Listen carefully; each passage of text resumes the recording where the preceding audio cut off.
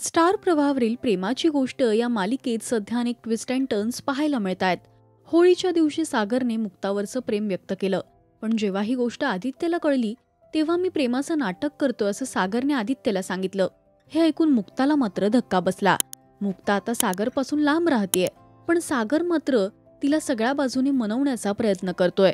गुढीपाडव्याची सगळी तयारी करून सागर आता मुक्ताचं मन जिंकण्याचा प्रयत्न करणार आहे. पाहुयात मालिकेचा हा खास प्रोमो. उद्या तुझा पहिला गुढीपाडवा हाय. सकाळी लवकर उठून सगळी तयारी करायची आहे. लक्षात आहे ना?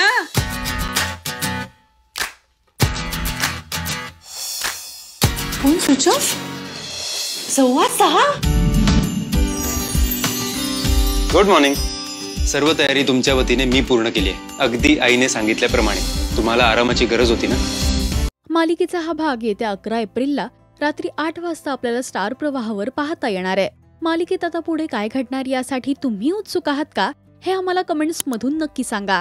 मराठी टेलिव्हिजन विश्वातील बातम्या, अपडेट्स आणि गॉसिपसाठी तुम्ही सबस्क्राईब करा राजश्री मराठी शोबज.